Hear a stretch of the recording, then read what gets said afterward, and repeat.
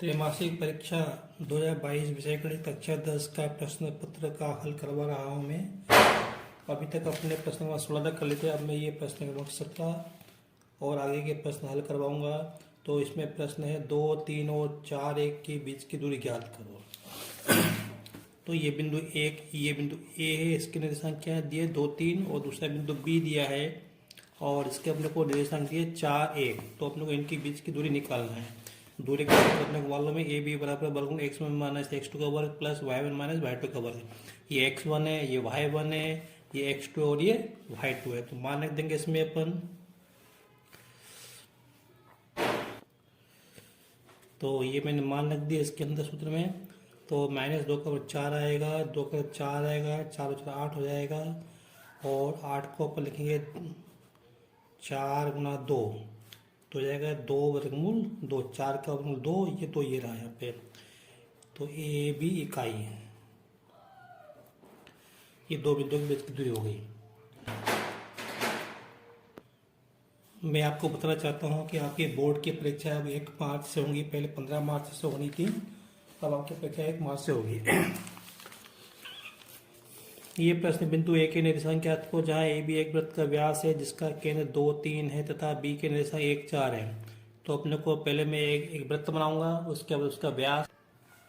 ये एक वृत्त है, ए बी इसका व्यास है, ये इसका केंद्र है जिसके अपने को निर्देशांक दिए कितना 2, -3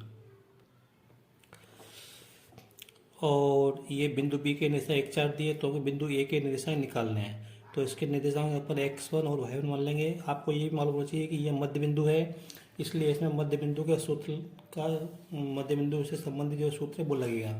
तो क्या सूत्र होता है x बराबर x1 प्लस x2 बटे 2 और y बराबर y1 प्लस y2 बटे 2। ये x1 है, y1 है, ये x2 y2 है, ये xy है।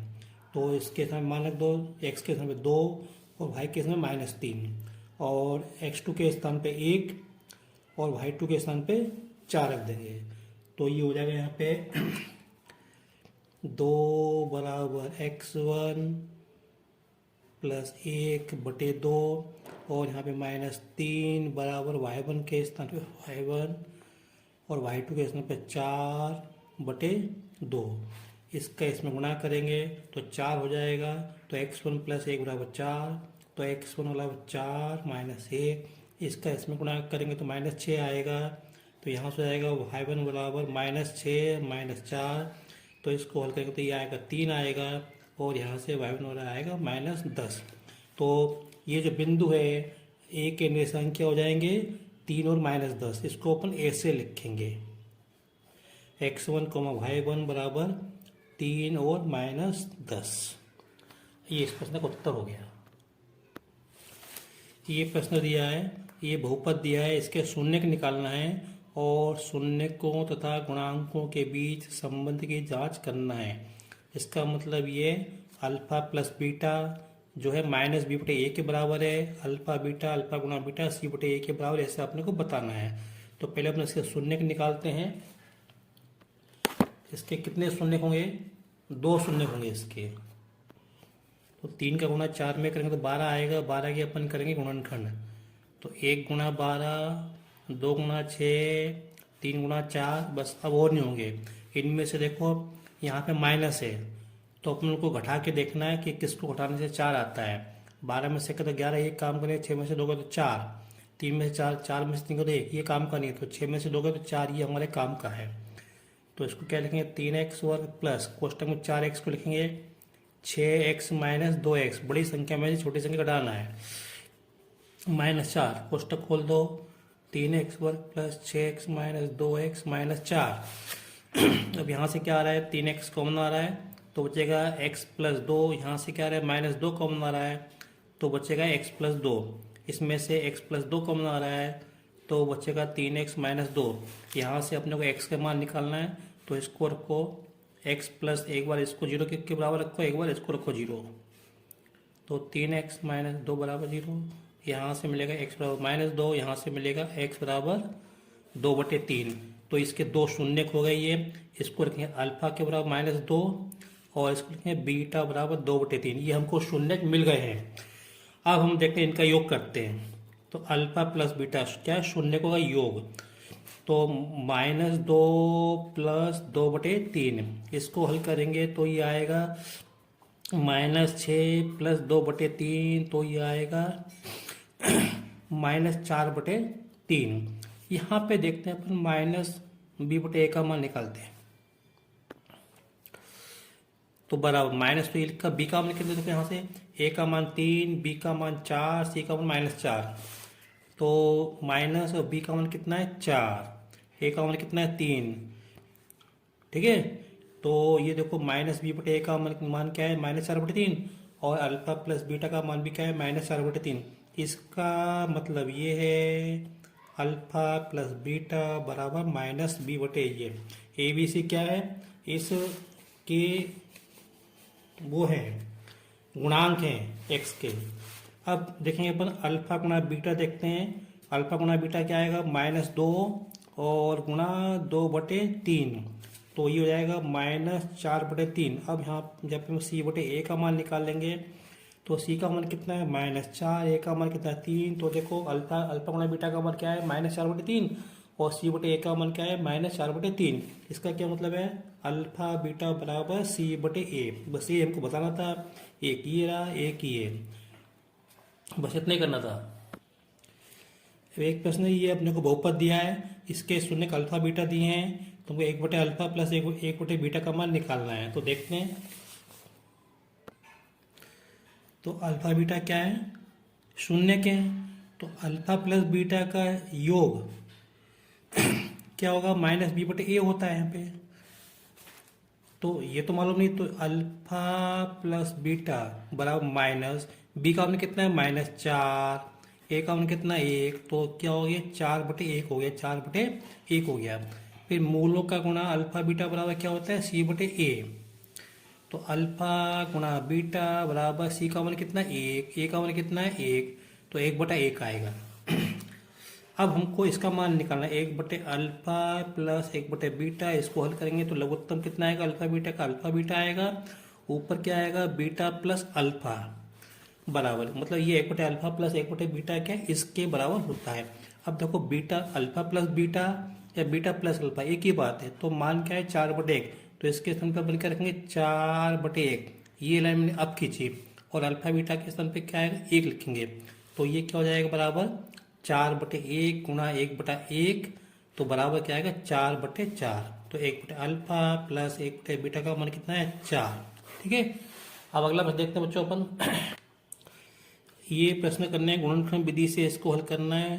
तो देखो ये भी क्या है, वर्ग समीकरण है, घातांक 2 है, तो इसके 2 हल मिलेंगे अपने को, और अपने को गुणनखंड विधि से करना है। तो देखो क्या करेंगे, पहले इसका गुणा अपने इसके अंदर करेंगे। तो वर्गमूल 2 के गुणा वर्गमूल 10 2 आएगा, 2 पंजे और 2 का गुणा 5 है, 2 पंजे 10।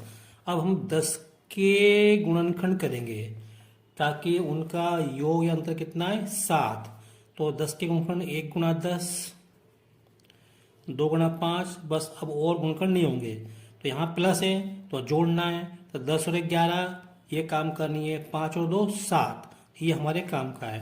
तो इसको क्या लिखेंगे अपन 2x + 5x या 5x + 2x। तो ये हो जाएगा वर्गमूल 2x वर्ग प्लस कोष्टक में 2x + 5x + 5 वर्गमूल 2 बराबर 0। अब कोष्टक खोल देता हूँ मैं, तो वर्गमूल 2x वर्ग प्लस 2x + 5x + 5 वर्गमूल 2 बराबर 0। अब देखो इस वर्गमूल 2 को अपन वर्गमूल 2 गुणा वर्गमूल 2 लिख सकते हैं। ठीक है, तो अब होगा क्या, ये वर्गमूल 2x और यहाँ पे ये वर्गमूल 2x, इसमें से कॉमन आ जाएंगे।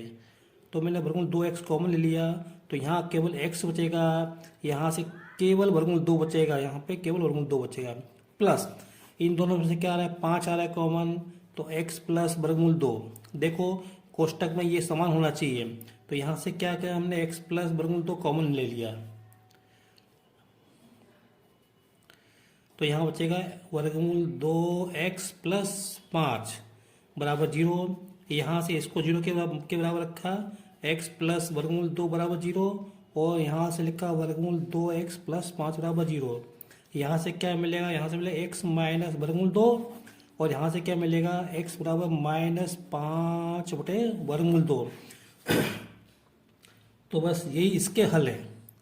अब इसको हमको अल्फा बीटा लिखने की जरूरत नहीं है। x के 2 मान आएंगे, तो एक मान क्या हो गया -वर्गमूल 2, और दूसरा क्या हो गया -5/वर्गमूल 2। बस ये हमारा उत्तर हो गया। अब दो संख्याएं ज्ञात करो जिनका योग 17 और गुणनफल 12 है। अब देखो, दो संख्याओं का योग 17 है, तो अगर अपन एक संख्या x मान लेंगे तो दूसरी संख्या क्या होगी 17 माइनस एक्स। माना एक संख्या x, तब दूसरी संख्या क्या हो जाएगी 17 माइनस एक्स। अब हमारे पास दो संख्या, एक संख्या ये है, दूसरी संख्या ये है। इन दोनों का गुणा ये प्रश्न में दिया हुआ है, प्रश्नानुसार इन दोनों का गुणा, तो x गुणा 17 माइनस एक्स, ये दिया 72 दिया है। तो इसका गुणा इसमें करो तो 17 में, और x में करो तो 17x माइनस एक्स वर्ग, और इस 72 को इधर ले आओ तो -72 बराबर 0, क्योंकि आपको मालूम है ये वर्ग समीकरण बन रहा है। वर्ग समीकरण क्या होता है, बराबर 0। इसको लिखा -x वर्ग प्लस 17x माइनस 72 बराबर 0। तो आपने देखा हो जितने भी वर्ग समीकरण है सब में x वर्ग क्या होता है, प्लस का होता है। तो इसको भी अपन प्लस करने के लिए अपन इसमें 0 -1 का गुणा कर देंगे, तो सबके चिन्ह बदल जाएंगे। तो x वर्ग हो जाएगा -17x हो जाएगा प्लस 72 बराबर 0। अब क्या करना है, इसको अपने को हल करना है। तो 72 के अपन करेंगे गुणनखंड, इसको अपन गुणनखंड विधि से हल करेंगे, सूत्र विधि से भी हल कर सकते हैं। मैं इसको गुणनखंड विधि से हल कर रहा हूँ। तो 1 का गुणा 72 में करेंगे तो 72 के गुणनखंड 1 गुणा 72, 2 गुणा 36, 3 गुणा 24 और 4 गुणा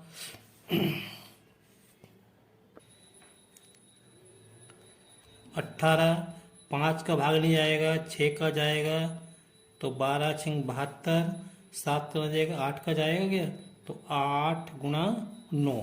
बस अब और नहीं होंगे। अब ये देखो यहाँ प्लस का चिन्ह है, तो इसमें से किसका योग 17 आ रहा है, तो 12 और 6 18, 9 और 8 17, इसका योग 17 आ रहा है, तो ये हमारे काम का है। तो 17x को क्या लिखेंगे, 8x प्लस 9x लिखेंगे। तो x वर्ग माइनस कोष्टक में 8x प्लस 9x प्लस 72 बराबर 0। तो कोष्टक खोल लो, x वर्ग माइनस 8x प्लस माइनस के 9x प्लस 72 बराबर 0।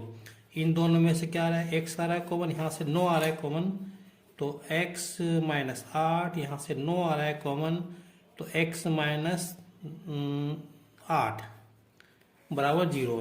तो इसमें से क्या आ रहा है कॉमन, x में 8 कॉमन आ रहा है, तो यहाँ बचेगा x माइनस 9 बराबर 0।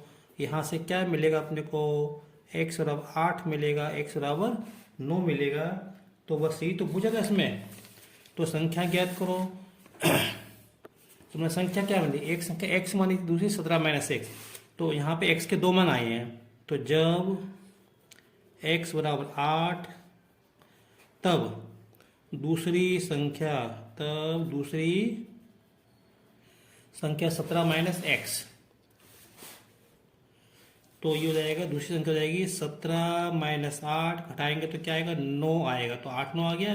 फिर यहाँ पे जब x बराबर 9 तब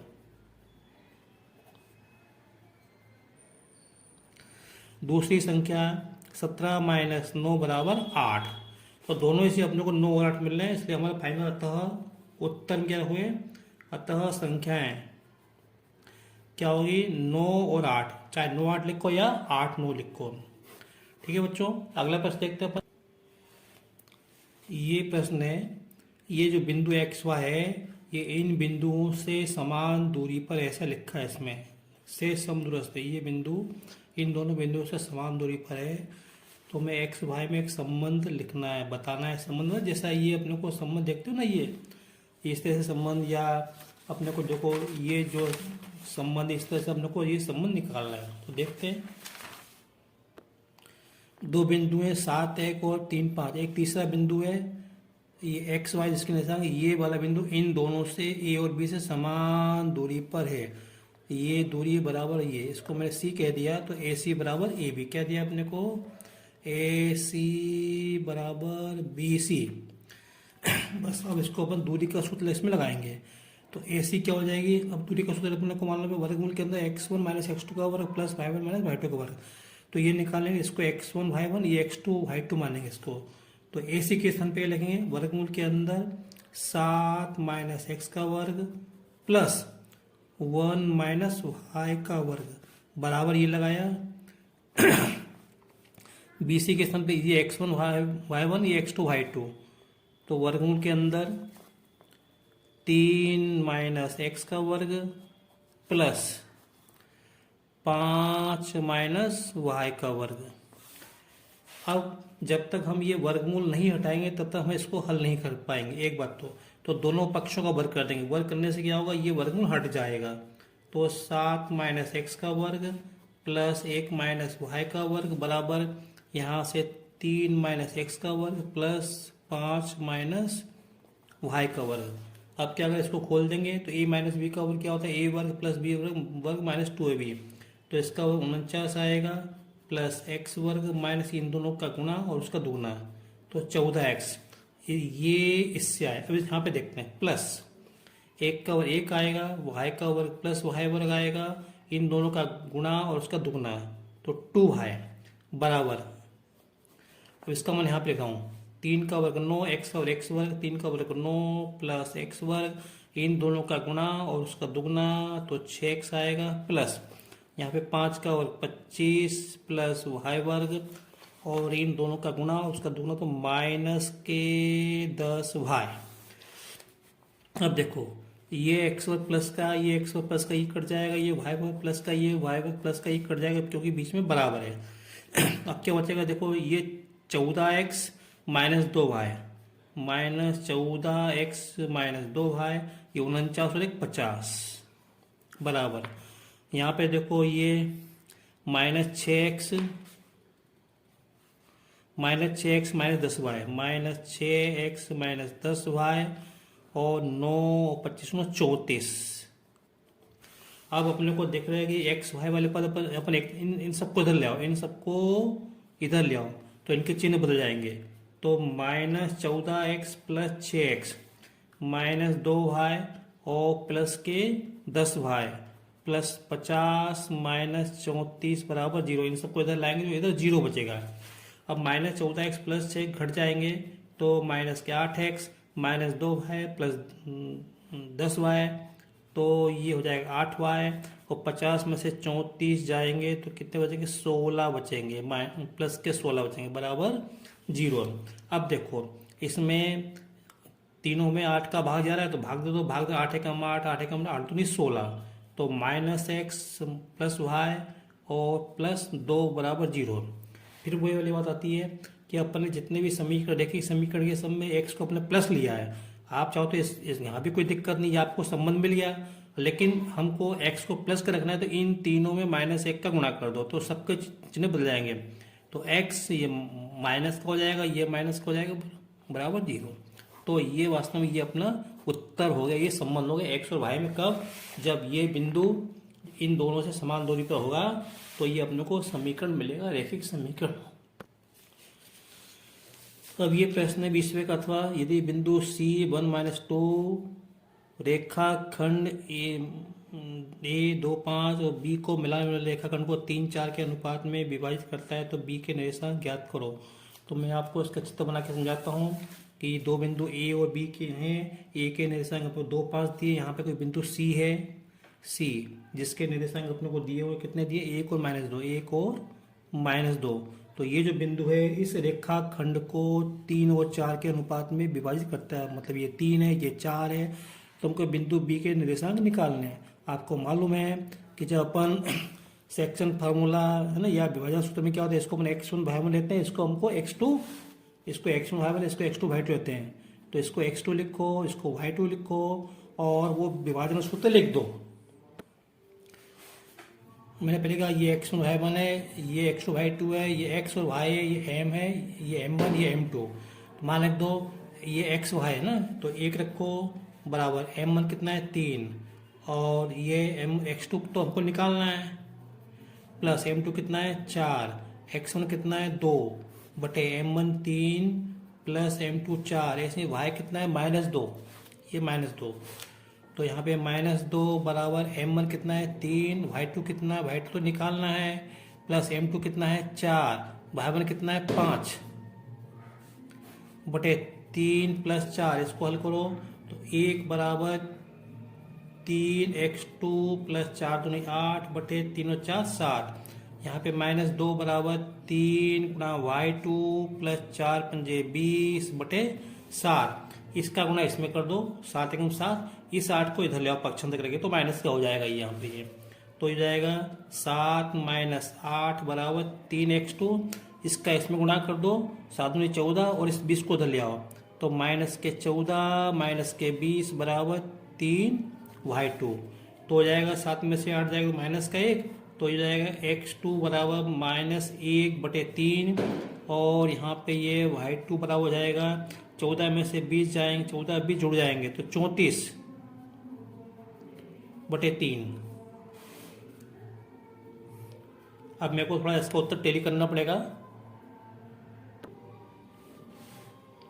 तो ये जो है प्रश्न मुझे कहीं पुस्तक में नहीं दिख रहा है और मैंने इसको एक बार चेक भी कर लिया है। तो इसके जो भी प्रश्न में पूछा है कि बिंदु B के निर्देशांक क्या होंगे, जो कि अपने x2 y2 माने हैं, तो बिंदु B के निर्देशांक x2 y2 बराबर क्या होंगे, -1 बटे 3 और -34 बटे 3। बस बच्चों, वीडियो लंबा हो रहा है और बाकी के प्रश्न मैं अगले वीडियो में हल कराऊंगा। आपको ये प्रश्न जरूर कर लेना चाहिए, इसमें से हो सकता है अर्धवार्षिक हो वार्षिक में आए। दूसरा, ये आपको प्रैक्टिस भी इससे आपकी होती है। Thank you. अगर मेरा वीडियो पसंद आया हो तो लाइक करें, शेयर करें, सब्सक्राइब करें। Thank you.